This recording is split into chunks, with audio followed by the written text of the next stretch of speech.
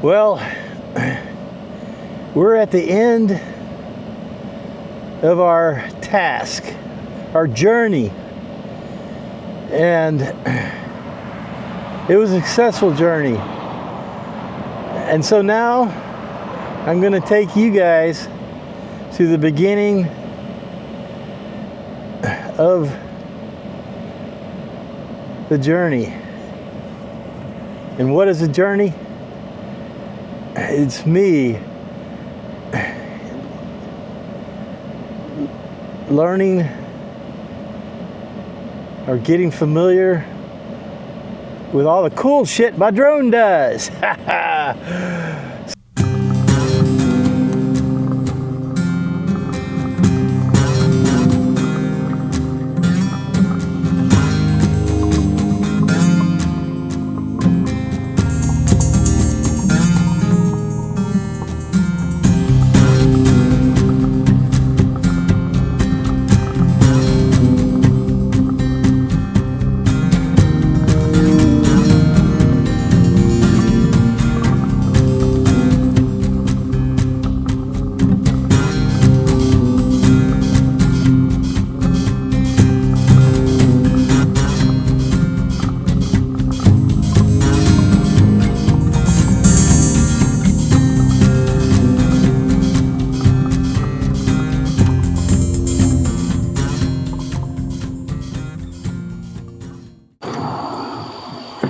Hello. We're taking our first flight out on this Matrice 4T, and I thought I had updated all the firmware yesterday, but I get out here to fly it and end up having to connect my main controller right here to my cell phone, using my cell phone as a hotspot, to try to get this updated here. But I've been hearing a lot of chakalakas in the background. Maybe we'll get lucky and hear a few of those. I think we got everything downloaded, but now we're in the updating mode here. Well, we're at 98% here, 100%. Yeah, and we're going through another episode of this. So we've just completed two of, I have no idea how many of these we have to do. So we'll just continue to watch it.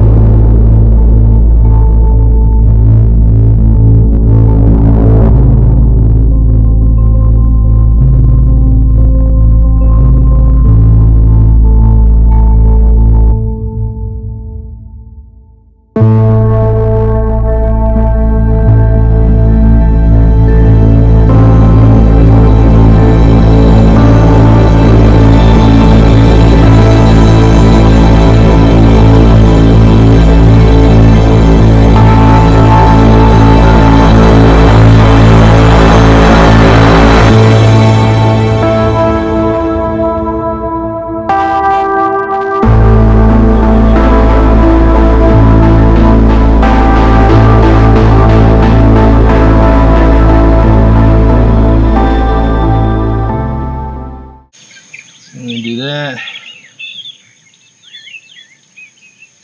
Next.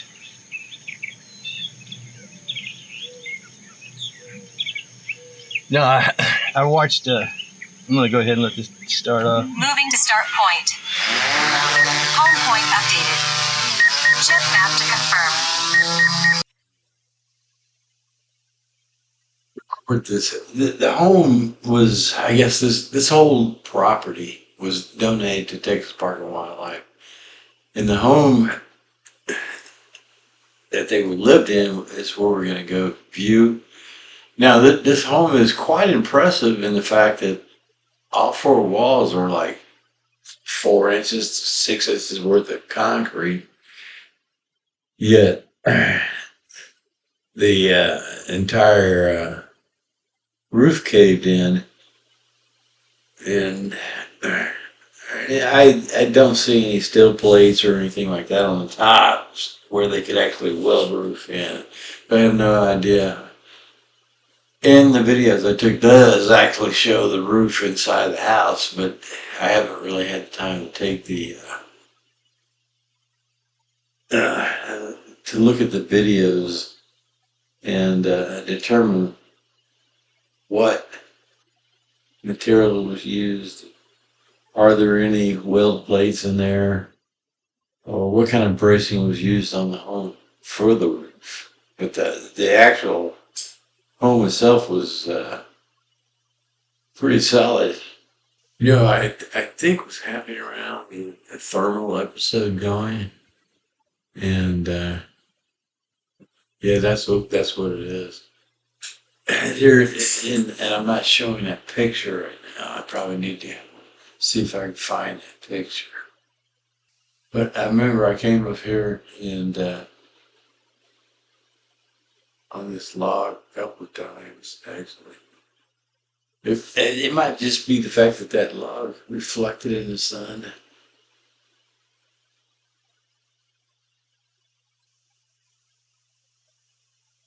Okay, right now we have up here on the screen is the thermal camera is actually recording.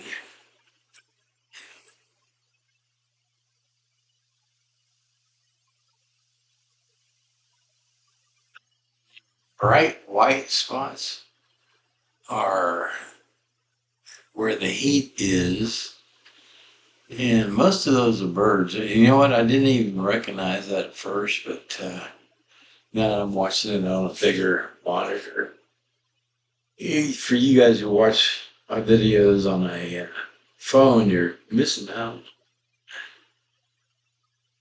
See that? Look, there's a white spot moving around. It's in probably the right corner. But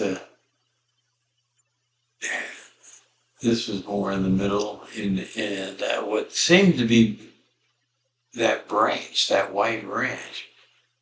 Now there was one video where I saw a bird jumping around on this. Up there it was. It's this video here. I just saw a bird. That's what it was.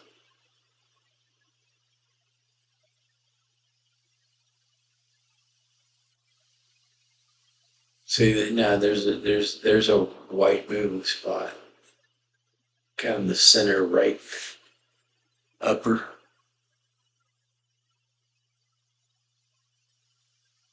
You know the advantage of this stuff, the thermal.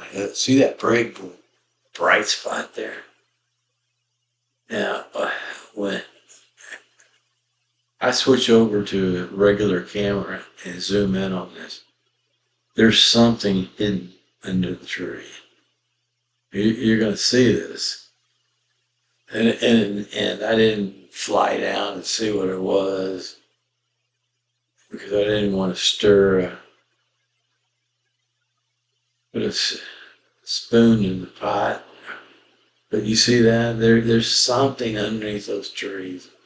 It's generating quite a bit of heat to be so much brighter the rest of the way. And as I zoom back with the camera, you can see that thing is tucked underneath. It is tucked underneath there.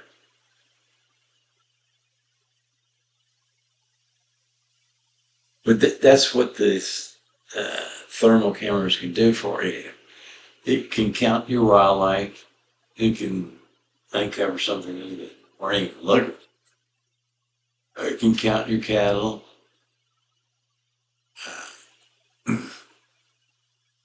And search and rescue, you know, if you've got somebody that might be moving around in an area that they usually don't move around in, and you can pick them up over there and head over and check them out. We're up to, I guess we're going to be taking off here and flying. There we go.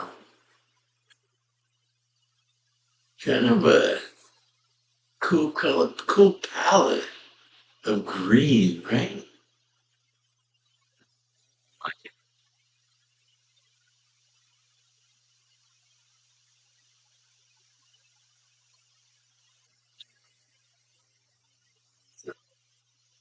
I'm kind of showcasing another service that I'm capable of, my drone is capable of, and we're hitting up on what I was told was the residence of the people who donated this property to Texas. Now, I don't know how long ago it was, but I do know that in the early, I would say 2006, that this property was already in the hands of Texas Park and Wildlife, and I don't know how. Here I'm kind of checking out the telephoto lens, or telescopic lens.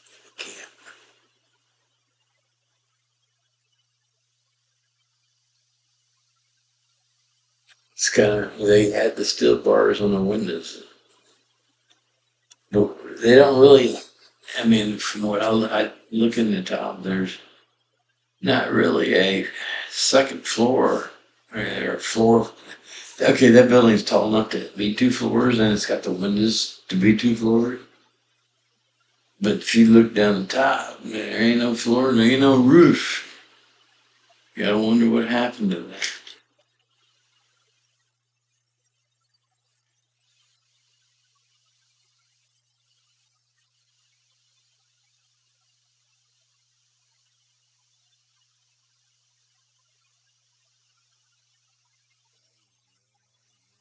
So,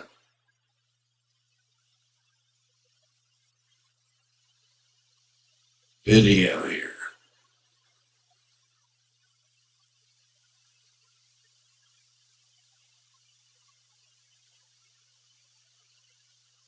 No, I did run it.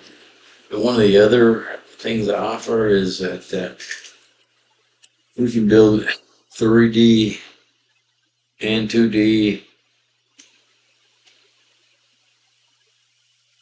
I don't want to say pictures, but models.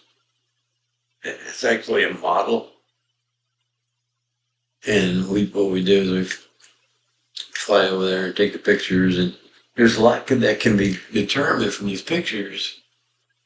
And I did run a flight and did do a 2D image of that. I'm thinking I might do a 3D image of that.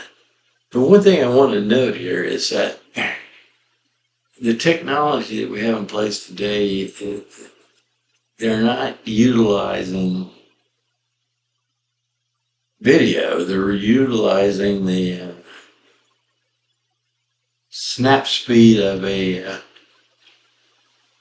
camera with a shutter. Now, the camera that's better for mapping is I got the Matrice 4T, and the Matrice 4E is better for mapping because it uses a mechanical shutter. But I think that's more of a software thing, because when you got the frames per second and you look at a frame at 1 second, now that you're going to be able to find a good one. And so I don't think the software is actually, nobody ever really thought of looking at a video versus the camera, the photo that these cameras take. Now, I will say that if you're just giving them the frames of a video, it's a lot easier for their software.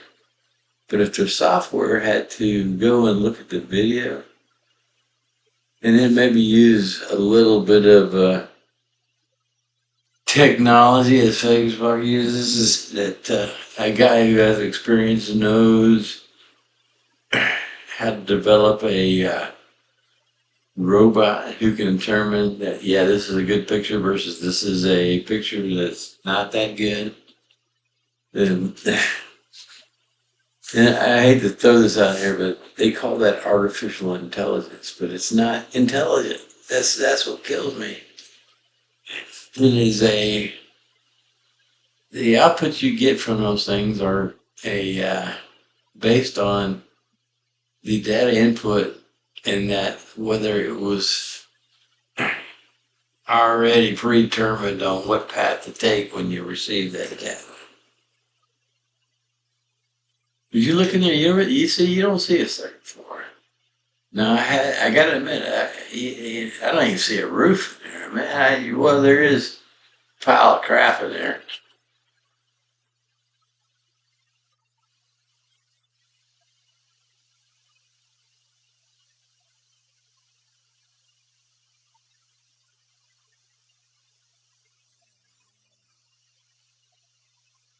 You know what? I ran the infrared over the top of that, and there were no hot spots in there, which I was kind of surprised about. But maybe I shouldn't be because there's no roof. Look at that. And the part this river right here is fairly remote. I mean, you possibly even no cell phone signal right there. Look at that seagull flying across there. The camera on this drone is absolutely amazing. I mean, trust me. I know.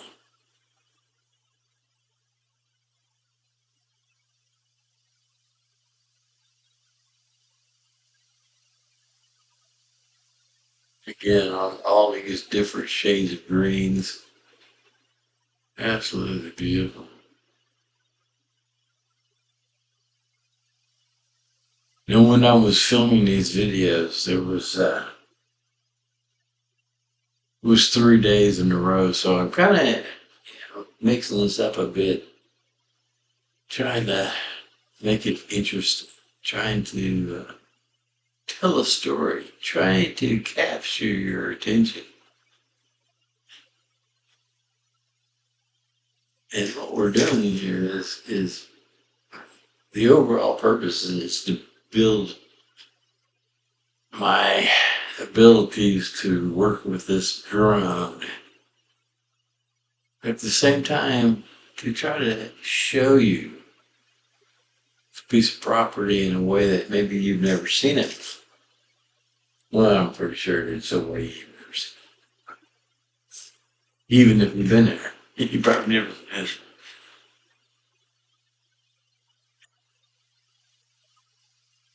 And building's had a lot of changes over time.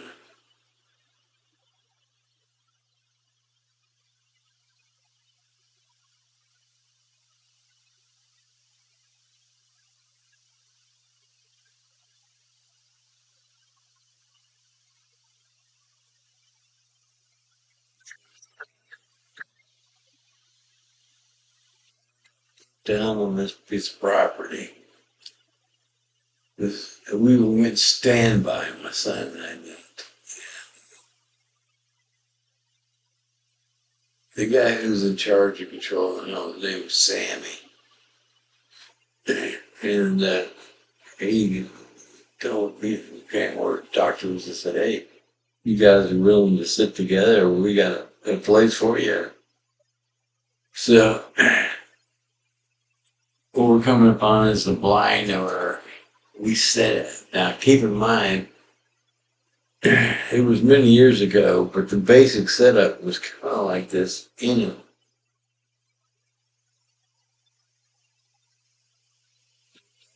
so there's a deer feeder.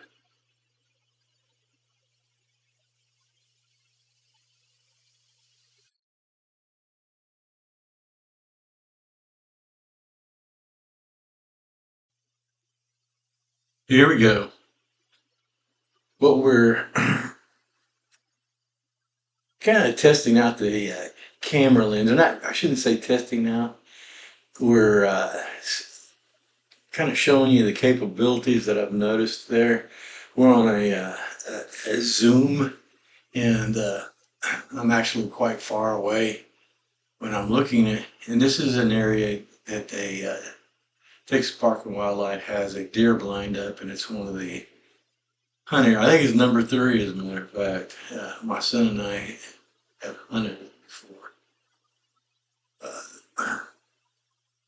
But kind of hazy out today. And later on, I found out there is an AI feature in here that would remove the haze or lessen it. It really kind of depends on how much there is. I wasn't aware of it when I was flying this, but still, those palm trees off in the distance are, man, they're, I'd say maybe a couple miles away. See those windmills? Those windmills are a mile away too. This lens can give you a very clear shot. And what it is that we actually have telephoto lenses built in. What they call the camera, the payload is it can hold.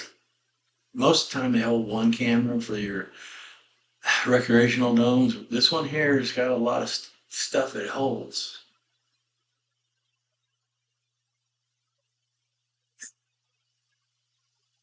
And look at it, the greens, the pile of green out there. I mean, it is just beautiful.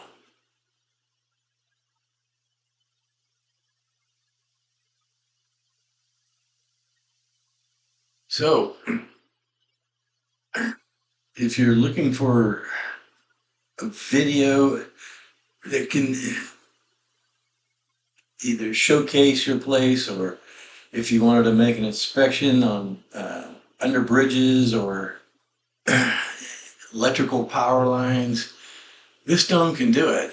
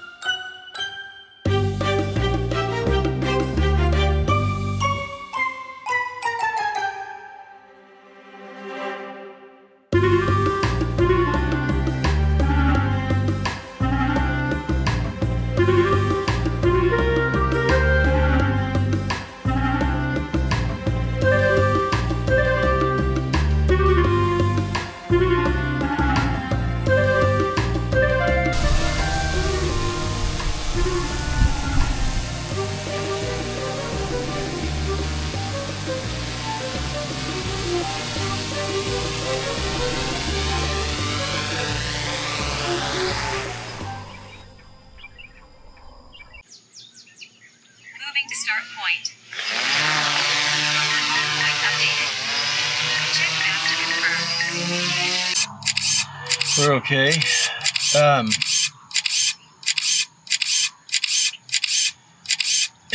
As I was talking about before I walked off to go get in the line of sight of the dome, the drone, was the uses this drone has. I think I left off with animal counts on ranches like cattle, and you can do wildlife counts. Now, those are where you physically have to go find them and count them. There may be a third-party app one day. Fly with caution. Fly with caution. It sounds like a crop duster around in the area here. So this thing warns you when there's an aircraft in the area. But we're not, our paths shouldn't cross at all because I'm in a field just right there. And my drone is mapping it out right now. This with all the snapshots are his camera. The camera, it clicks a section, and then takes all those pictures and intertwines them. And it's a 3D, it's doing the elevation stuff. And Now, with the RTK and the N-Trip is a network provided deal where through my cell phone as a hotspot, I can create or connect to someone's N-Trip service, and I can get real-time or updated coordinates or corrected coordinates. That's what I should say, corrected coordinates, because the standard grade global positioning module or unit, whatever you want to call it, the accuracy on that is, I think, 15 to 30 feet, and RTK puts you right within a centimeter or even less. I think some of that stuff that's coming out now is under a centimeter. So actually, I think I saw as low as 0.5 centimeters, and that's survey quality. Now I can't do a official survey that someone can use to build off of because I don't have a surveyor's license on that. However, there may be an opportunity to team up with a surveyor and have him certify my work. I'll have to investigate that. But the point is,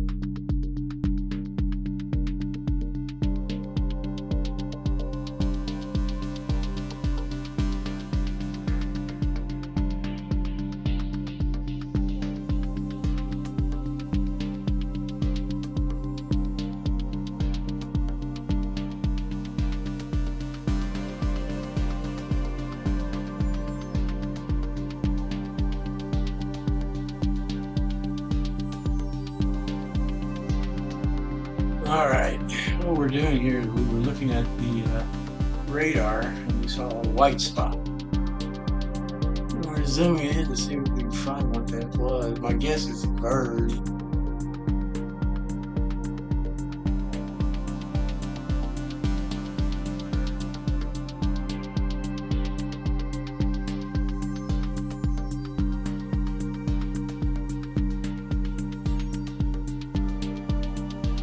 Again, this is the radar, or infrared screen.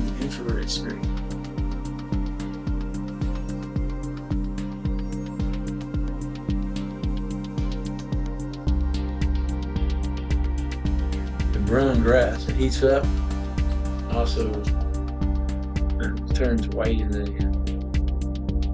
infrared screen.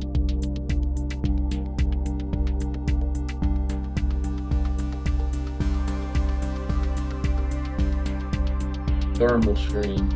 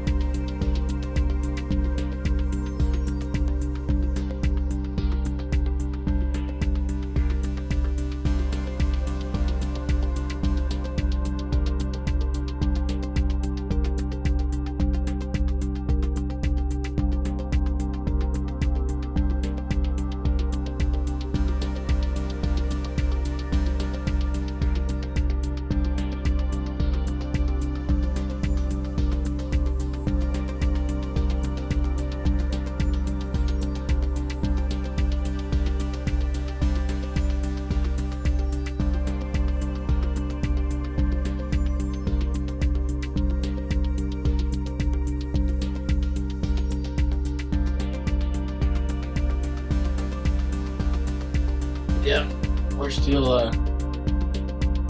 hunting. We're hunting.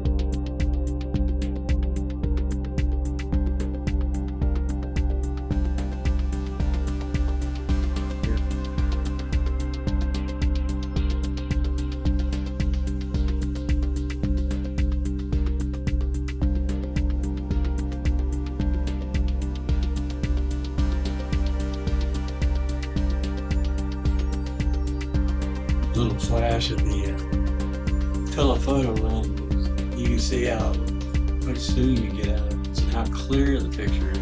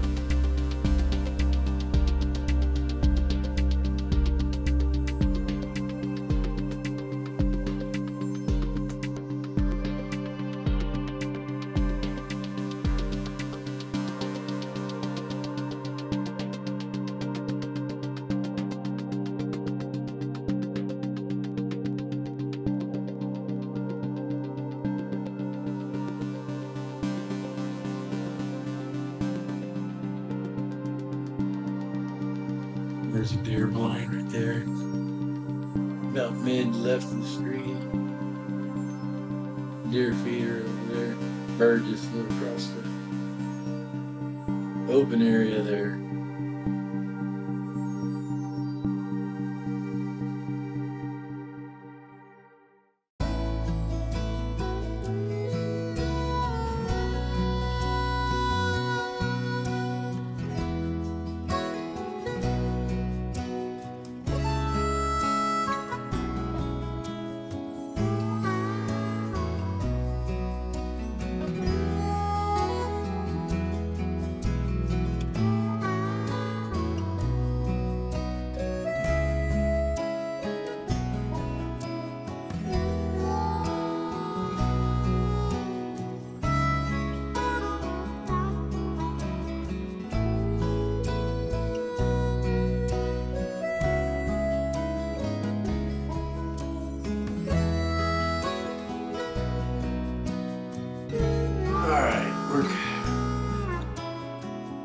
We're coming up on an area here. This is the thermal screen, and I see a kind of a bright spot. Oh, it's a deer blind underneath. They really got those deer blinds hidden pretty well, don't they?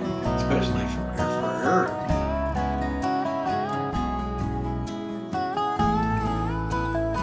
If deers could fly. You know, I've never seen a now guy on the spot, and they're all over there. But the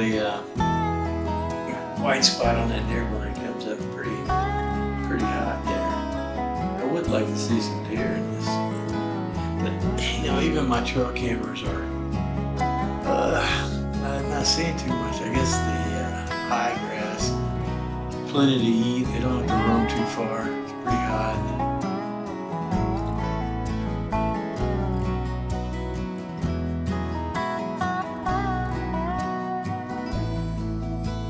Coming up on this past here, it's got two areas that are kind of interesting areas to fly in.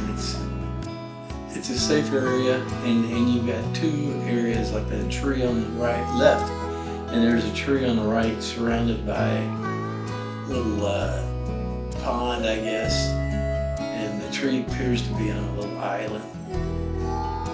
It's got kind of a cool shape to it, you know. Kind of a twirly little pattern.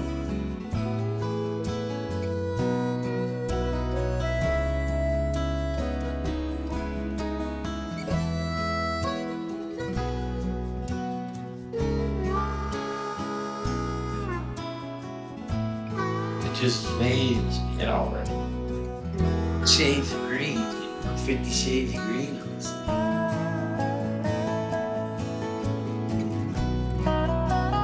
just getting the feel of a drone on this here.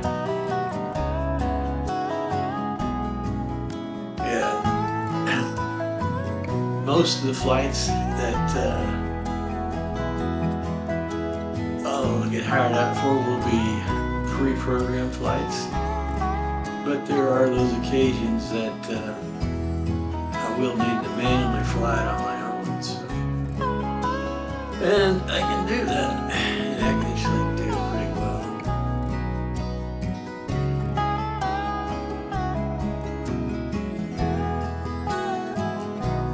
Trying to get centered up. Get it all down here.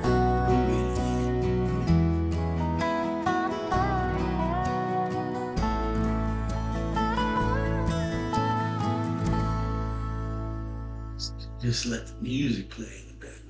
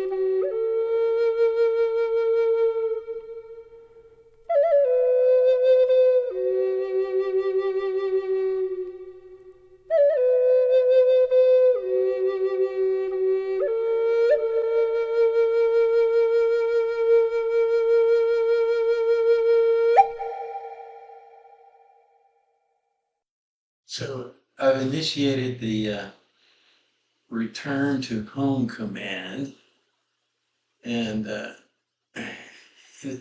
return to home command, you've got to set your height that you want it to return to. So if I was to put it low, I could run into a telephone wire or something like that. And so I'd like to be high enough to where I'm going to avoid everything in the area.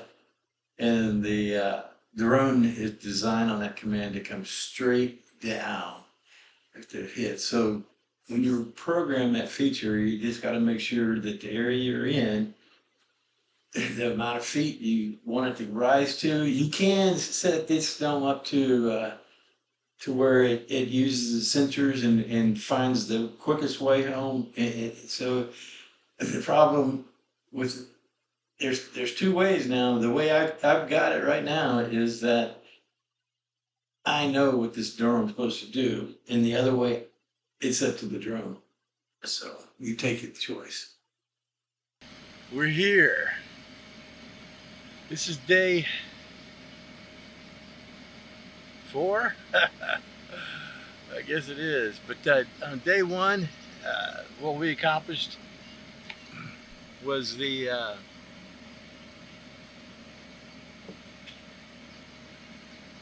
I guess the firmware upgrade, and I did get to fly and get to take off and stuff like that.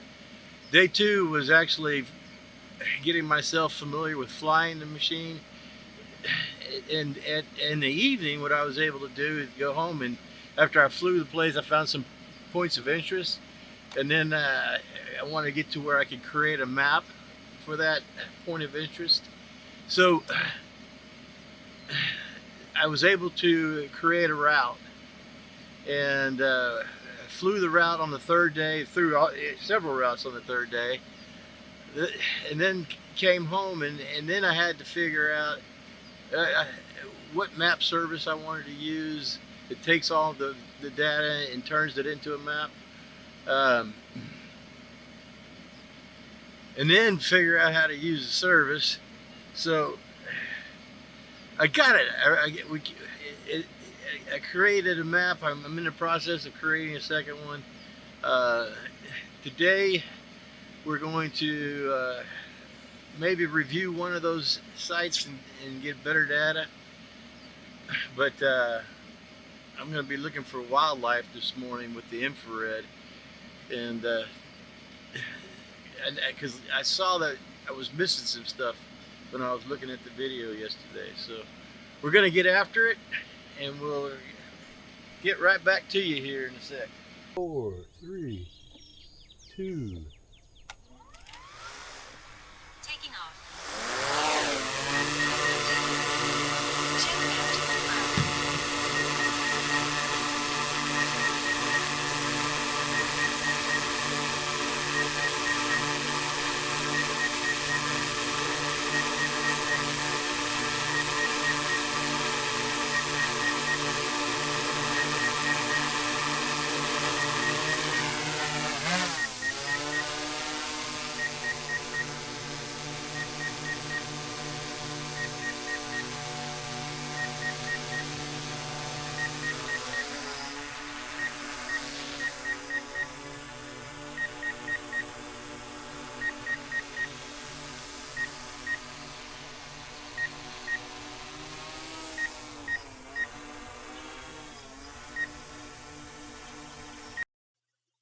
All right, we're coming up on a good example of how this thermal camera works. You can see the white dot in the middle, dead center.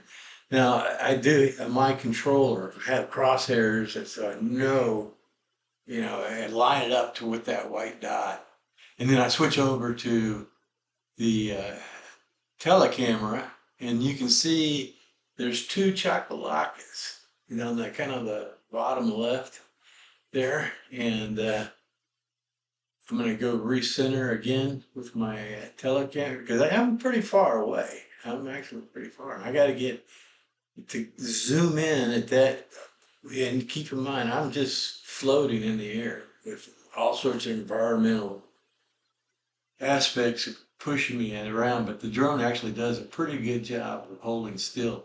Now, if I was using RTK, it would hold still real good, but I'm not at this point.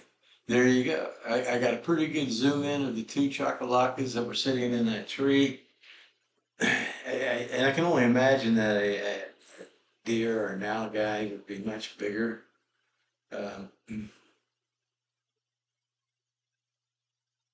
So I actually moved just a hair to get those things centered up there. Too far away to hear him calling.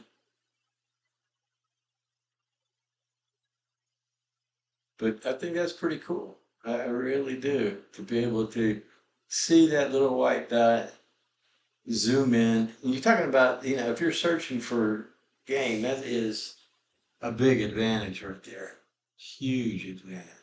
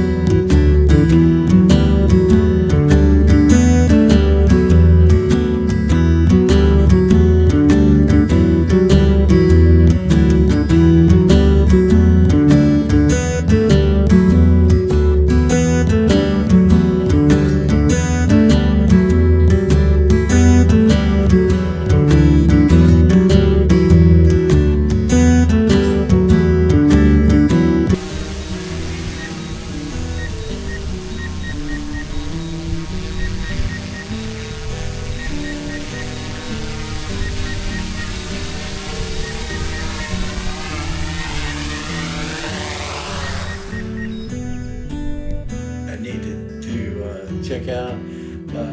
I didn't get into the aspects on the how-to so much.